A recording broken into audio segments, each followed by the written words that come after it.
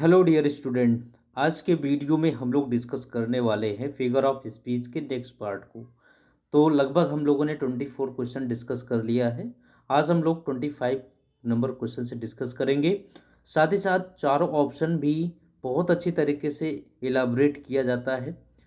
तो अभी तक हम लोग 25 क्वेश्चन पर इसलिए पहुंचे क्योंकि हम लोगों ने चारों ऑप्शन बेहतरीन तरीके से इलाबरेट किया। लगभग सारे हमने फिगर ऑफ स्पीच को कवर कर लिया। अब आप लोगों की जो है ये अटेम्प्ट है कि आप लोग अब मेरे साथ हर एक फिगर ऑफ स्पीच को रिपीट करते हुए चलें। जो भी डियर स्टूडेंट्स इस चैनल पर पहली बार जुड़े हों तो पहले सब्सक्राइब कर लें, क्योंकि इस तरह के वीडियो आप तक डेली प्रोवाइड किया जाता है और नोटिफिकेशन जिससे कि आप पहुंच सके और अपने जो स्टडी को आप कंटिन्यू कर सके और बेहतर अंडरस्टैंडिंग कर सके। तो आइए स्टार्ट करते हैं बिना किसी देरी किए हुए। तो आज का पहला क्वेश्चन है 25 नंबर।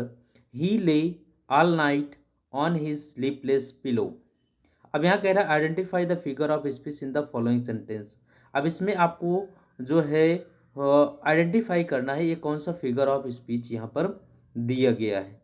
ही ले all night on his sleepless pillow.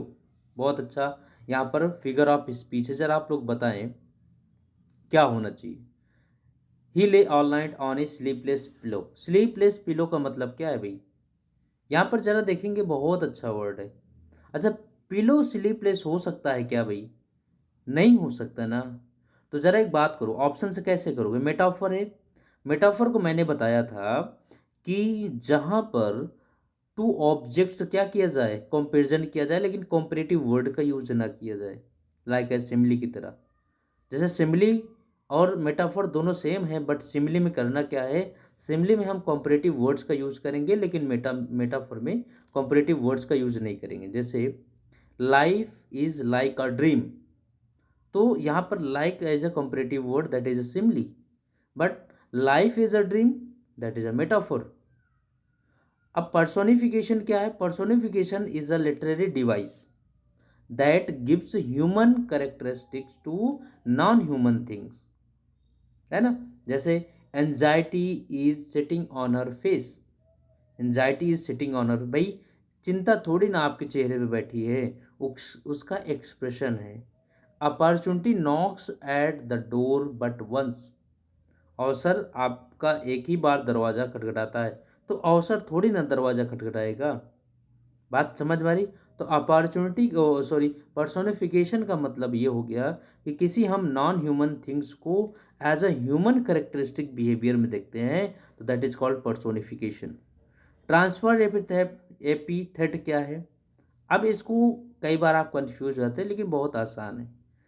Transfer epithet ऐसा शब्द है जिसमें ध्यान रखेंगे, जैसे हमने कहा कि यहाँ पर हैप्पी बर्थडे, सिंपल सी बात करें, हमने क्या कहा डियर?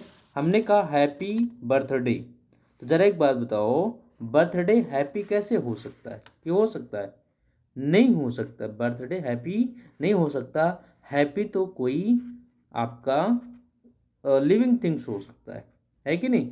तो एपिथेप, ट्रांसफर एपिथेप का मतलब ये हो गया कि जब हम अपनी किसी जो है नाउन को किसी ऐसे ऑब्जेक्ट क्वालिफाई करते हैं जो कि वो नहीं होना चाहिए, कोई और होना चाहिए। जैसे we had a memorable day.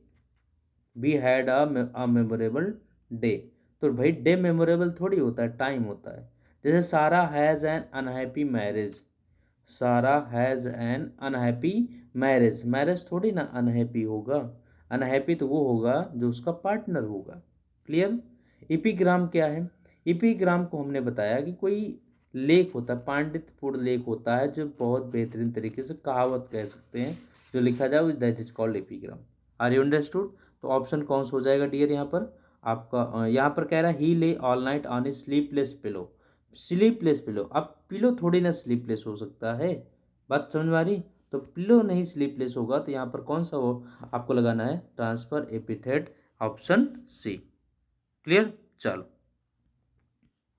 अब हम लोग बात करते हैं नेक्स्ट। ये देखिए कुछ एग्जाम्पल दिए गए हैं, आप लोग यहाँ समझ सकते हैं। जैसे वंडरफुल डे, डे वंडरफुल नहीं हो सकता डियर। क्रूअल बेरेज नहीं हो सकते। सुसाइडल स्काई नहीं हो सकता। चलिए नेक्स्ट क्वेश्चन की बात करेंगे। तो identify the figure of in the following sentence. He is a cheerful pessimist. अब इसको ज़रा बताएंगे। कई बार हमने बताया है, लगभग 25 क्वेश्चन जो हम लोगों ने डिस्कस किया है, तो उसमें सारे जो है जिसमें ऑप्शन आए हैं क्लाइमेक्स, मेटोनमी, मेटाफर, ऑक्सीमोरन, सबको डिस्कस कर लिया। गलत नहीं होना चाहिए। ना देखे हो तो प्लीज़ प्लेलिस्ट है उसमें पार्टीशन में करके वीडियो पड़ा हुआ है, आप जा करके देख सकते हैं। तो he is a cheerful pessimist. यहाँ पर देखिए ज़रा। अब देखिए यहाँ पर बात की गई है, आपको आइडेंटिफाई करना चाहिए चीयरफुल पेसिमिस्ट। ज़रा इन दोनों की बात करेंगे तो एक तरफ एक पॉजिटिव वर्ड लिखा हुआ नज़र आ रहा है और एक तरफ ये निगेटिव वर्ड नज़र आ रहा है। तो जब पॉजिटिव और निगेटिव वर्ड एक साथ रखे गए हैं तो कहीं ना कहीं विरोधाभास होगा। चीयरफुल प्रसन्न होना और पेसिमिस्ट होता है निराश होना। प्रसन्नता और निराशा दोनों एक साथ है, जिसका मतलब विरोधाभास है। अब विरोधाभास है तो यहाँ पर एक ही ऑप्शन आपको नजर आ रहा है, वो है ऑक्सीमोरोन। यही आंसर भी होगा आपका। क्लियर। चलो अब हम लोग बात कर लेते हैं यहाँ पर क्लाइमेक्स का मतलब, जब आपका स्टोरी या कोई कहानी जब आपके सर्वोत्तम या हाईएस्ट पॉइंट पर होता है, उसे क्लाइमेक्स कहते हैं। मेटोनिमी क्या होता है? लिटरेरी चेंज ऑफ नेम, यानी कि जब हम नेम चेंज कर दे। नेम चेंज करने का मतलब है जो वो मीनिंग है उसका नहीं। जैसे the White House said, the White House said, तो you can say that house can not speak but that the president said it. तो the house how the White House said करने का मतलब अब घर तो बोलेगा नहीं, बोलने वाला काम दूसरा करेगा। द क्राउन सेट, क्राउन थोड़े ना बोलेगा, किंग बोलेगा या क्वीन बोलेगा। तो that is a metonymy, metaphor. Already I will discuss with you. Next question, यहाँ पर समझ में आ गया, ये क्वेश्चन दिए गए हैं, आप इसको अंडरस्टूड कर लीजिए। 27 नंबर है। 27 नंबर की बात करेंगे dear. Find out the figure of speech used in the following sentence. Speech is silver but silence is golden. देखिए बहुत अच्छी बात की, speech is silver but silence is golden. यहाँ पर आपको बताना है क्या एपिग्राम है। एपिग्राम को हमने कहा कोई ऐसी कहावत लिखी जाए जो सार्वभौमिक सत्य हो, उसे हम एपिग्राम कहते हैं, उसे हम एपिग्राम कहते हैं, है ना डियर। अब बात होगी ऑक्सीमोरोन को। क्या यहाँ पर विरोधाभास दिया गया है? नहीं दिया गया। जब विरोधाभास नहीं दिया गया है डियर तो ये आपका ऑक्सीमोरोन भी नहीं हो, यानी दो ऑप्शन आपके कट गए। कोई कहावत नहीं है ना, और आपका विरोधाभास नहीं। हाइपरबोल, हाइपरबोल का मतलब होगा कि किसी बात को हम बढ़ा चढ़ा करके कह दें, उसे हम हाइपरबोल कहते हैं। बहुत ही, जैसे एग्जाम्पल से आप लोगों को समझाना चाहूँ कि she wept ocean of tears, she wept ocean of tear, वह समुद्र भर के रोया, या rivers of blood flood in the battles, यानी खून की नदियाँ बह गई। That is a hyperbole. Is that clear. Next question, next option है एंटीथीसिस। तो यहाँ पर हाइपरबोल भी नहीं है। Speech is silver but silence is golden, तो ये भी तो नहीं है। अब आपके सामने ऑप्शन मिल गया एंटीथीसिस, ये करेक्ट होगा। अब एंटीथीसिस कैसे आइडेंटिफाई करेंगे? एंटीथीसिस क्या है? एंटी का मतलब हो गया विपरीत, opposite. The clauses have opposite ideas, दोनों का अपोजिट होगा। जैसे मैंने कहा मैन प्रपोजेज गॉड डिस्पोजेज, तो मैन और गॉड से कंपेरिजन हो गया। तो यहाँ पर देखिए स्पीच इज सिल्वर, स्पीच बोलने का साइलेंस से कंपेरिजन हो गया, सिल्वर का गोल्डन से हो गया, तो अपोजिट वर्ड है कि नहीं है? That is a antithesis. Is that clear now? चलिए अब हम लोग चलते हैं नेक्स्ट क्वेश्चन पर। ये दिया गया है मैन प्रपोजेज गॉड डिस्पोजेज, ये अनदर एग्जाम्पल है, इसको आप लोग देख लीजिएगा, ये एंटीथीसिस का एग्जाम्पल है। नेक्स्ट क्वेश्चन की बात करेंगे डियर। द स्टेटमेंट आई केम आई सा आई कंक्वेड इज एन एग्जाम्पल ऑफ। अब ये बताना है कि किसका एग्जाम्पल है। आई केम, आई सा, आई कंक्वेड, जिग्मा, चियास्मस, सेलेप्सिस या एनाफोरा।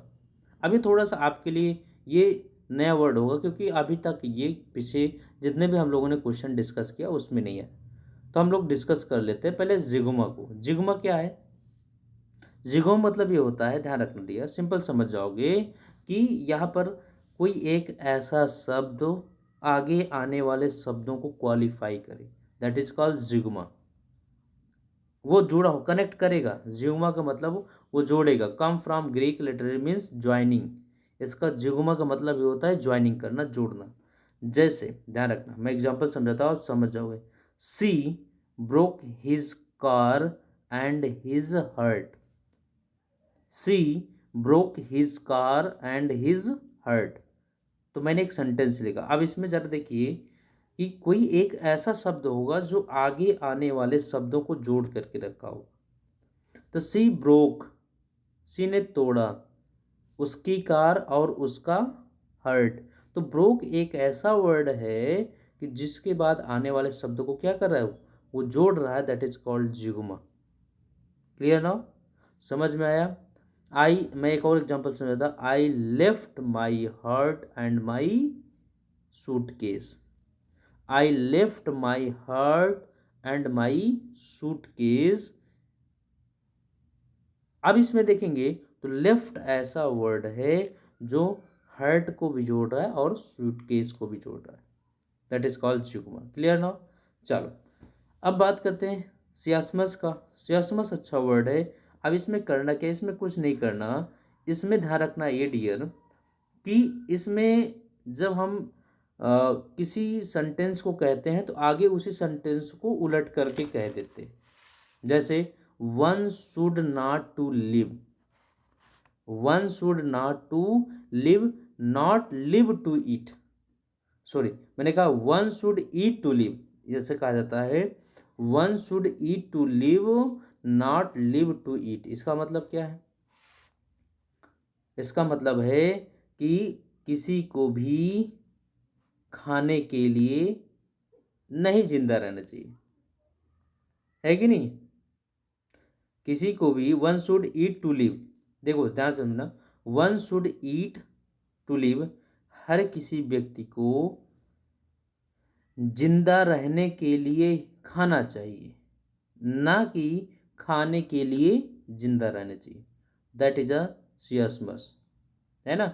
मतलब समझ में आ रहा है डियर कि हमने जो इस सेंटेंस में बात कही उसी सेंटेंस में उस बात को अब उल्टा कह के कह दिया। A figure of speech that uses a symmetrical inverted structure to convey the same message in reverse in the second half of a sentence.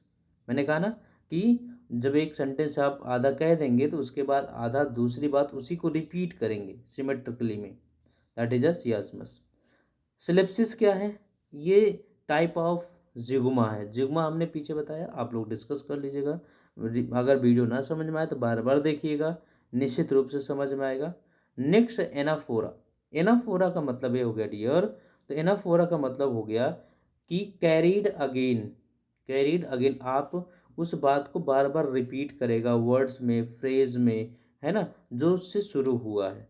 तो यहाँ पर देखेंगे ऑप्शन कौन सा हो जाएगा। ऑप्शन आपका एनाफोरा है, क्योंकि यहाँ पर देख रहे हैं आई केम, आई सा, आई कैनक्वेड, ये क्या कर रहा है? ये रेटोरिकल डिवाइस है जो रिपीट कर रहा है वर्ड्स को, फ्रेज को, है ना, जो बिगिनिंग में है।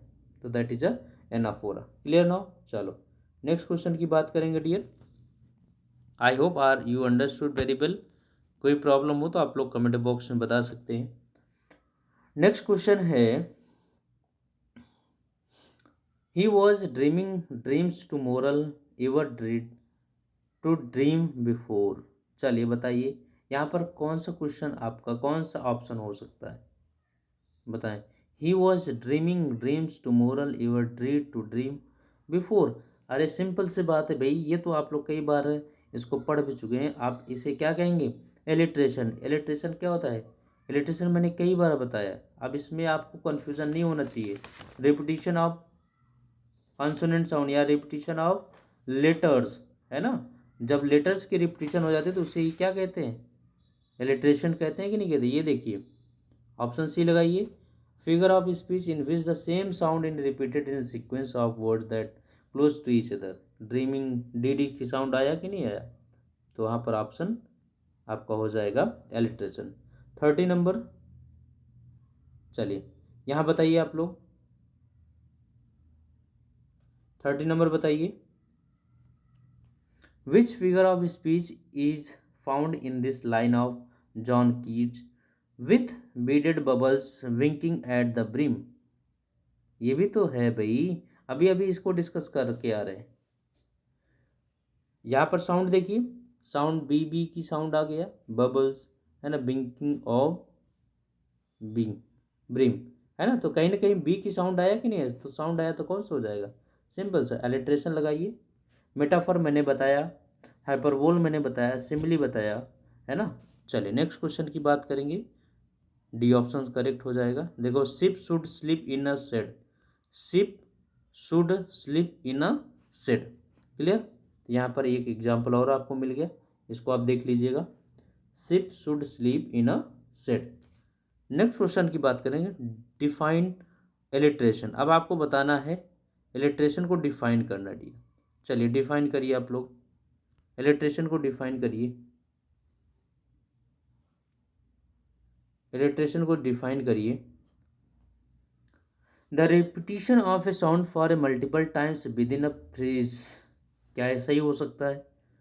A poem that repeats the same phrase at the beginning of each line, क्या ये हो सकता है। साउंड्स विद इन वर्ड्स, क्या ये हो सकता है। या द रिपीटिशन ऑफ आइडेंटिकल